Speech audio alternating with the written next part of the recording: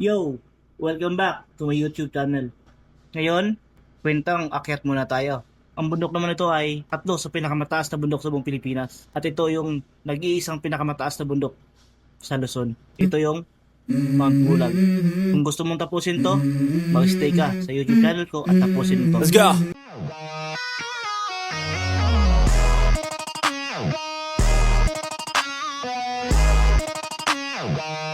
Mula Manila, bumiyahe kami papuntang Benguet. Mahaba-haba rin yung biyahe namin. Pero okay lang. Mount Pulag to eh. Pagdating namin ng Baguio, nag-transfer muna kami ng isang jeep papuntang Bukod, Benguet.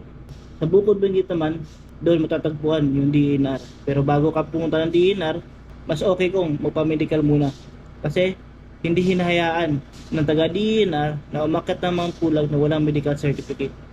After ng medical certificate, pupunta ka ng DNR, magbabayad ka muna doon ng registration fee, environmental fee, at ibang fees bago makakyat. And after magbayad doon, dadaan ka sa orientation. At sa orientation naman, babanggitin doon yung pamamaraan sa pag-akyat, paano ka maging safe sa ahon mo. At ikikwento din nila ano yung history ng Mount Pulag. Pagkatapos namin ng orientation, proceed na kami papuntang ranger station. Sa ranger station, dito kadalasan nag-i-stay yung mga hikers, lalo na yung mga nag-overnight. Kasi dito, may mga homestay na pwedeng pagtuluyan at makakatulog ka ng maayos bago ka umakyat kinabukasan.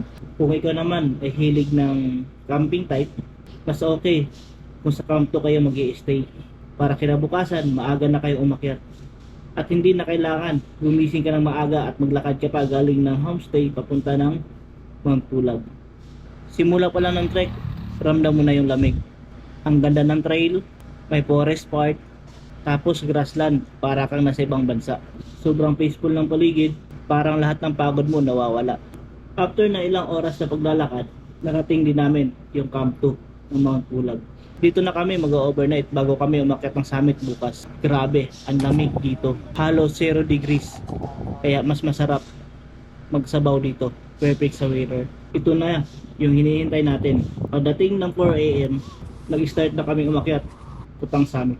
Ang Mount Pulag is isang protected area. Bawal dito magtapon ng basura, bawal din dito maging maingay. Masasaksihan mo dito yung the famous Sea of Clouds. Parang dagat sa ulap. Sobrang ganda.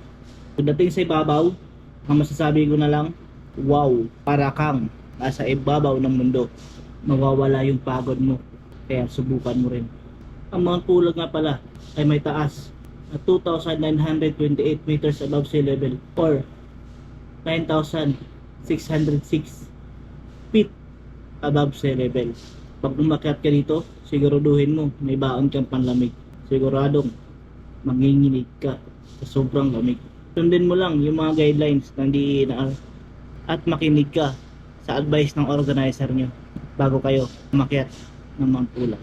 Kung gusto nyo umakyat ng Mount Pulag, make sure na may dala kayo panlamig, handa kayo sa long trek, respect nature, and leave no trace. Kung nagustuhan mo to, please click and subscribe in my YouTube channel. Kita-kits ulit kung anong bundok ulit ang pag-uusapan natin.